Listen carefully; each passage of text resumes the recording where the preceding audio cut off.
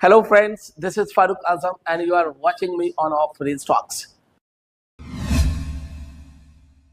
तो primary helping verb हमारे पास है इज, एम, आर, और अगर पास्ट में होगा तो वाज और वर। और ये कौन से वर्ब को मदद करता है? बी फोर को। और ये कौन से ग्रुप का है? बी ग्रुप का है। इज, एम, आर और वाज वेयर किसके लिए परमानेंट फिक्स है as a helping verb? B four के लिए। हालांकि इसके डबल रोल है, वो हम अभी डिस्कस करेंगे। दूसरा हमारे पास क्या है? हैज और हैव, और इसका पास्ट क्या है? हैड। ये कौन सा वर्ब के लिए फिक्स है? एकदम फिक्स, मतलब फिक्स भीतरी आएगा तो इसे आना पड़ेगा। कहां पे? जहां टेंस का काम कर रहा है। टेंस की दुनिया से बाहर है, मतलब टाइम बताने से बाहर है, फिर वहां कोई हेल्पिंग वर्ब की जरूरत नहीं भी हो सकता, वो कंडीशन अप्लाई होगा। ठीक है। अगला क्या हमारे पास? डेड। डेड किसके लिए है? B2 के लिए। एंड आखिरी में हमारे पास क्या है? B1 and B5। तो B1 के लिए क्या है? डू है, एंड B5 के लिए क्या है? तो ये B1 और ये B5 को हेल्प करता है। समझने वाली बात यहाँ पे ये है कि ये जो दिख रहा है आपको helping verb, primary helping verb and model helping verb, अभी हम लोग डिस्कस कर रहे हैं प्राइमरी हेल्पिंग वर्ब। तो ये जो है ये कहां से आया है? ये हैव का है। और ये कौन सा है? ये जो है ये डू से आया है। ये कंप्लीट यही डू, बी एंड हैव पूरी इंग्लिश लैंग्वेज का वर्ब है। ठीक है। और ये तीनों ये एक साथ तीन वर्ब के फॉर्म को संभालता है, B2 को, B1 को एंड B5 को, और ये सिर्फ B3 को और ये सिर्फ B4 को। इसके कैरेक्टर को समझना पड़ेगा। ये जो हेल्पिंग वर्ब है, स्पेशली ये जो हेल्पिंग वर्ब है इसके डबल रोल है। ये सिंगल सिर्फ हेल्पिंग वर्ब नहीं है, ये हेल्पिंग वर्ब भी है एंड मेन वर्ब भी है। अगर ये क्लियर नहीं होगा कि मेन वर्ब है तो फिर आप कंफ्यूज रहेंगे। पहला, ये मेन वर्ब है। ये क्या है? मेन वर्ब है। और मेन वर्ब कब होगा? जब ये विदाउट वर्ब आएगा। अगर ये बगैर वर्ब के आ जाए तो मेन वर्ब। मैं एक एग्जांपल देता हूं। मैं शिक्षक हूं। सेंटेंस क्या होगा? I am a teacher. तो एम के बाद अ टीचर, ये नाउन आया, मतलब एम अकेला है, इसके पास कोई दूसरा वर्ब नहीं है। तो यहां पे ये क्या रहेगा? Main verb. एम भी मतलब मेन वर्ब। अब मैं बोलता हूं मैं अंग्रेजी पढ़ा रहा हूं, आई एम टीचिंग इंग्लिश। तो एम के बाद क्या आया? वर्ब का B4 आया, आई एम टीचिंग इंग्लिश। तो वर्ब का ये B4 के साथ आ गया, तो यहाँ पे क्या रहा? हेल्पिंग वर्ब हुआ।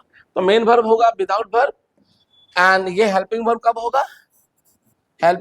होगा? With verb.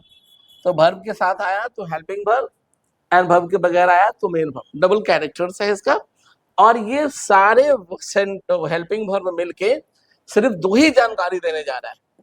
पहला ये है कि जानकारी देगा, और दूसरा ये था कि जानकारी। उसके बाद जितने और सेंटेंस हैं, मैं जाऊंगा, मैं जाता रहूंगा, वो चला गया होगा, तुम्हें ऐसा नहीं करना चाहिए था, अंडरस्टैंडिंग, मतलब जितने सारे ये छोड़ देंगे, उस पूरे सेंटेंस को पूरा कौन करेगा? ये मॉडल हेल्पिंग वर्ब उसे पूरा करेगा। ठीक है। एंड मॉडल हेल्पिंग वर्ब के अगर हम बात करें तो members of model helping verb, members of model helping verb, ये कोई सिर्फ शैल विल नहीं है। यहाँ पे टोटल 11 वर्ड्स है और ये सारे मेंबर्स हैं। दो और हैं, वो है डिफेक्टिव और मार्जिनल, मतलब वो कभी मॉडल होगा, कभी मेन वर्ब होगा। राइट। इसको मैं लिखता हूं। एंड ये जो मॉडल हेल्पिंग वर्ब है ये दो टेंस में होता है, या तो ये प्रेजेंट में होता है और ये पास्ट में होता है। मतलब फ्यूचर नाम उधर भी नहीं है, यहां भी तो प्रेजेंट पास्ट है ना, और यहां भी क्या है? प्रेजेंट एंड पास्ट है, फ्यूचर नाम यहां भी नहीं है। बराबर है। अब देखिए, ये शैल है, इसका पास्ट शुड है, ये प्रेजेंट है, ये पास्ट है। ये विल है, इसका पास्ट वुड है, ये कैन है, कैन, ये कैन है, इसका पास्ट कुड है, ये मे है, इसका पास्ट माइट है। अब देखिए 4 4 ऐड हो गया। नेक्स्ट मस्ट, MUST मस्ट, इसका पास्ट भी क्या रहेगा, इसका दोनों फॉर्म एक ही है, प्रेजेंट में भी सेम है, पास्ट में भी सेम, मस्ट। ये आपको हर हाल में याद कर लेना है, मस्ट है। अगला है आउट टू, आउट टू इसका पास्ट भी होता है आउट टू, ठीक है। और एक आखिरी बचता है जिसका प्रेजेंट कुछ नहीं है, सिर्फ पास्ट है, वो क्या है, यूज टू। ये एक्स है क्या, मैंने क्रॉस किया है कि कुछ नहीं।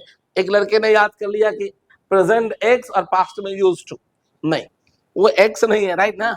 ये क्या है, ये क्रॉस किया हूं कि प्रेजेंट में इसका कोई फॉर्म नहीं है, ये डायरेक्ट पास्ट है, वो क्या है, यूज टू।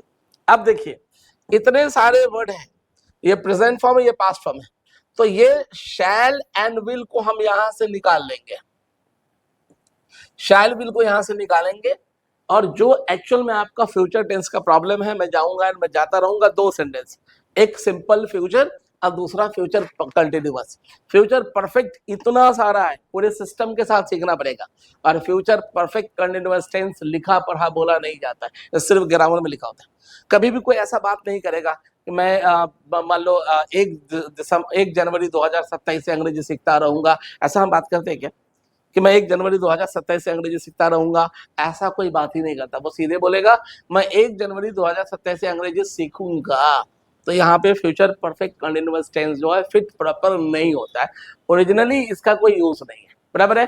तो हम यहाँ से इसको लेके फ्यूचर टेंस कल बताएंगे, फिलहाल इसकी कैरेक्टर को समझना पड़ेगा जिसकी वजह से रूल बनता है। तो ये जो हमारा मॉडल हेल्पिंग वर्ब है, ठीक है, जैसे इस सारे वर्ड के कैरेक्टर्स क्या थे, डबल रोल ये प्ले करता है, ये मेन वर्ब भी है एंड हेल्पिंग वर्ब भी है। यही हाल इसके साथ भी है, ये मेन वर्ब भी है, सॉरी ये हाल इसके साथ नहीं है, ये मेन वर्ब भी है हेल्पिंग वर्ब भी है, लेकिन इसका कंडीशन सेम नहीं, ये प्योर हेल्पिंग वर्ब है। मतलब ये सिर्फ हेल्पिंग वर्ब है, किसी भी कीमत पे कभी भी बगैर वर्ब के ये नहीं आ सकता, जिसकी वजह से बहुत सारे रूल बनता है। मैं यहाँ पे लिख के दिखाता हूं आपको, पहले छोटा कर देता हूं, स्पेस चाहिए हमें। हाँ ये देखिए, तो model is pure helping verb, अगर ये याद कर लेंगे तो रूल आगे का आपको समझ में आएगा। Model is